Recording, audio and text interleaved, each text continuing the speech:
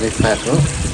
तर यो भित्र अब यहाँ तपाईँको विभिन्न संरचनाहरू बनिरहेको छ। मजाको चौतारो र रोचक देखिन्छ।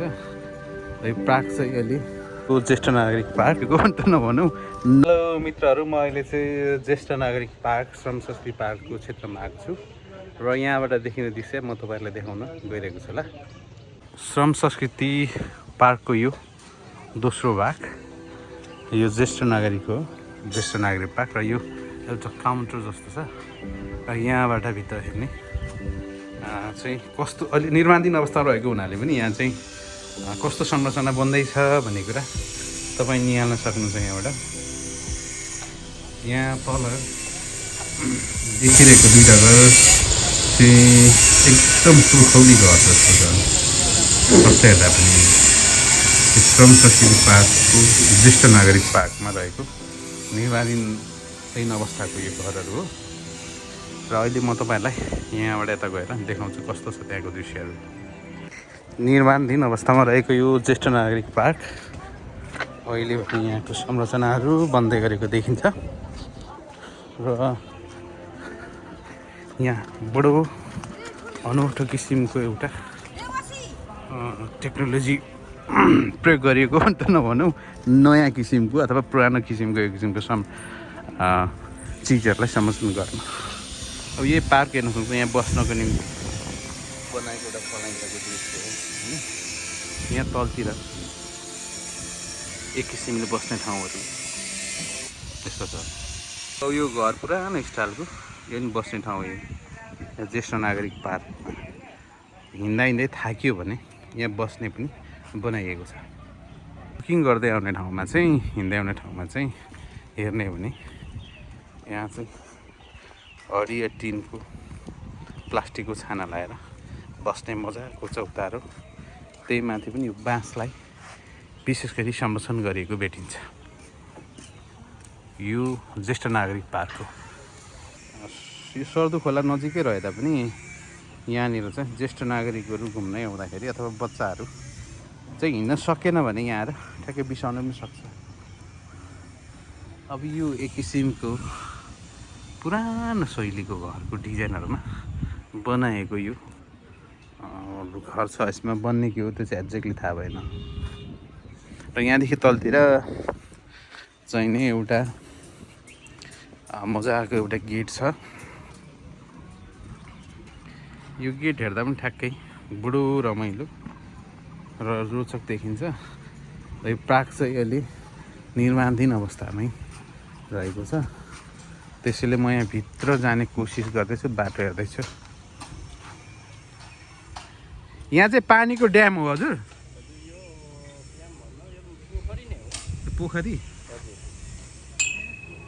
यो वाल लाउँदै हुन्छ है? हजुर। यो पोखरीमा चाहिँ के रहन्छ, के रहने पछि? कलर माछा हुन्छ होला हौ। ए, माछाहरू बस्ने ठाउँ? माछाको लागि। यो पानी माथिबाट बग्दै आएर बस्ने है? निर्माणाधीन अवस्थामा रहेको यो श्रम संस्कृति पार्कको छेउमै चाहिँ ज्येष्ठ नागरिक पार्क हो।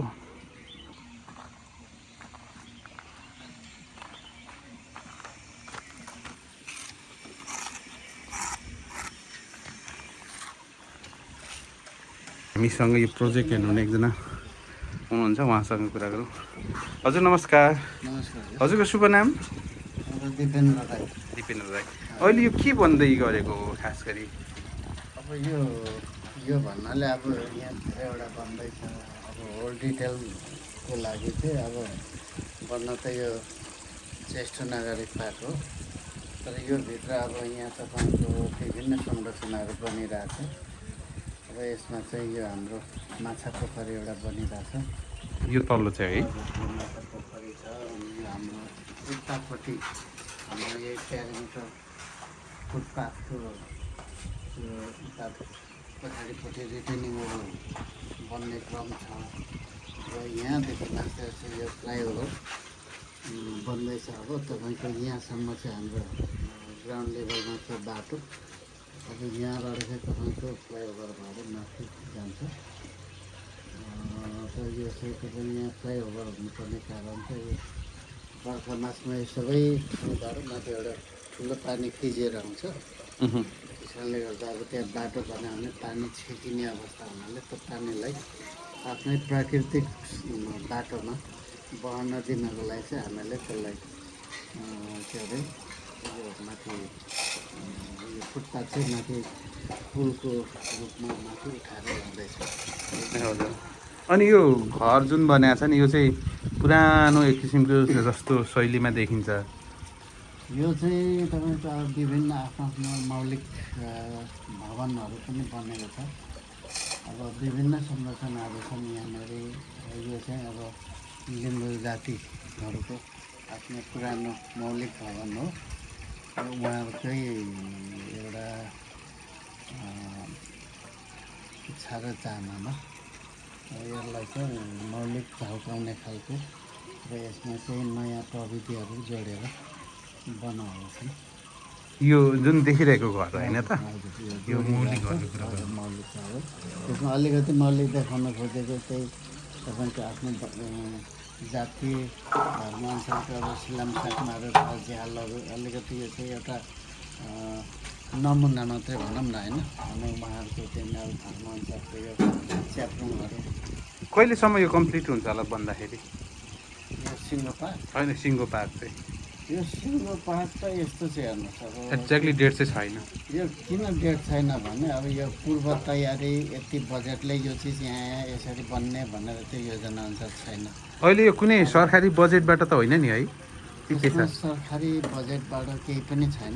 अब यो हरेक इन्डिभिजुअल संरचनाहरू भनेको सबै यो इन्डिभिजुअल डोनरहरूबाट हो।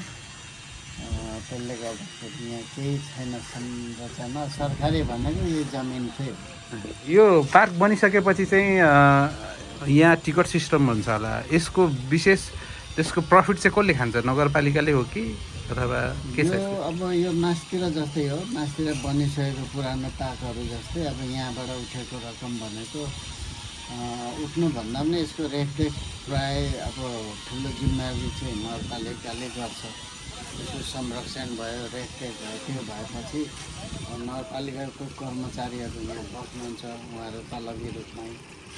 अनि जसरी अहिले मासतिर पसिरहेछ र यहाँबाट उठेको जो जति आयस्रोत भनेको नगरपालिका नै गएर जम्मा हो। त्यो चाहिँ एउटा नगरपालिकाको स्रोत राजस्व नै हो। थ्याङ्क यू हजुरलाई समय दिनुभयो है त।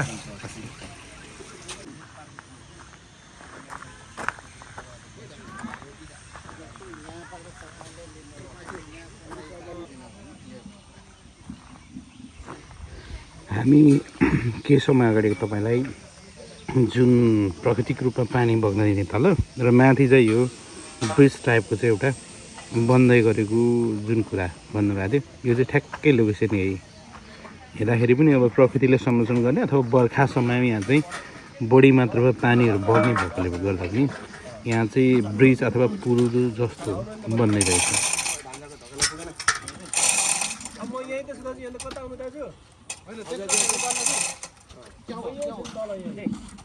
यो दौरा थाप्नु म मुनि छिर्दैछु। छोडिनु भएन है? यो साङ्नु तलाई जाऊ।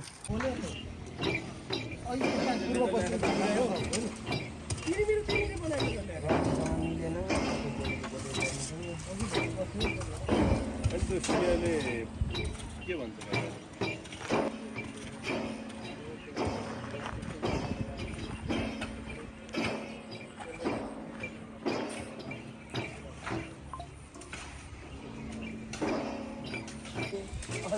नेपालको पूर्वी भागमा पाइने लिम्बू समुदायहरूको विशेष गरी यो पौराणिक घर पनि यहाँ देख्न सकिन्छ र ऐतिहासिक च्याब्रुङ सँगसँगै त्यहाँ चाहिँ सिलाक सापमाको पनि यहाँ चाहिँ प्रतिमा बनाएको देखिन्छ। अत्यन्तै सुन्दर र पूर्वक इतिहास झल्किने यो दृश्यले देखाउँछ। यहाँ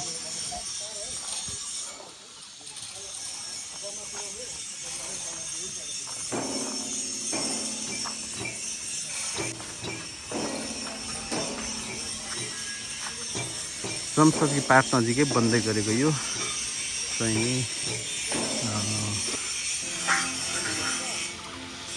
जुन पार्क छ यो पार्कमा तपाईँ हेर्न आउनु होला समय मिलेको खण्डमा।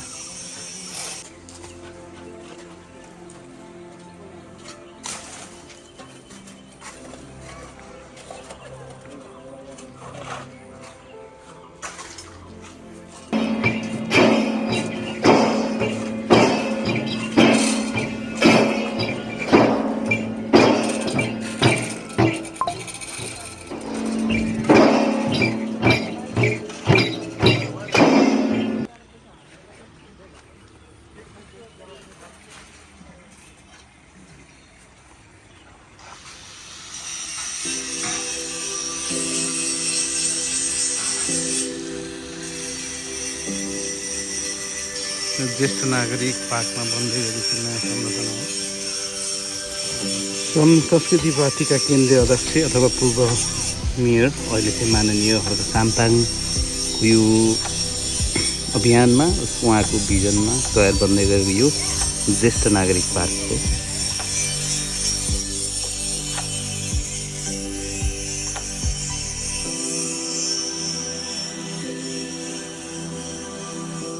ज्येष्ठ नागरिक पार्क नजिकै रहेको चाहिँ यो तपाईँको सानो सानो पसलहरू देख्न सक्नुहुन्छ। मैले यहाँबाट चाहिँ एक्जिट हुने क्रममा छु। यो श्रम शक्ति पार्कको ज्येष्ठ नागरिक पार्कमा आएर बन्दै गरेको संरचना तपाईँलाई कस्तो लाग्यो? धरान उपमहानगरपालिकाको यो संस्कृति पार्कसँगै जोडिएको ज्येष्ठ नागरिक पार्क जुन निर्माणाधीन अवस्थामा छ। तपाईँ पनि मेरो भिडियो हेरेपछि कस्तो लाग्यो प्रतिक्रिया दिनुहोला। सँगै यो क्षेत्रमा एकचोटि समय मिलेखन घुमेर पनि भरपुर मनोरञ्जन लिनुहोला है त। ल बाई। यो संस्कृति पार्क हो, ज्येष्ठ नागरिक पार्क नजिकैको कटेज होटलहरू हो, सानो सानो है। आउनु होला। हामी यहाँ दुर्गा दाइसँग छौँ। होटल त मजाको छ, बन्द रहेछ त अनि।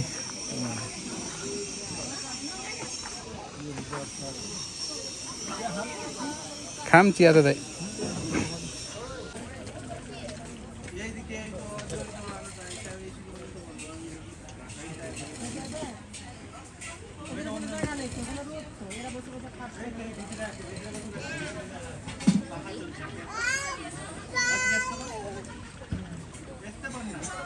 ভিতরে এই যে অন্য লোকে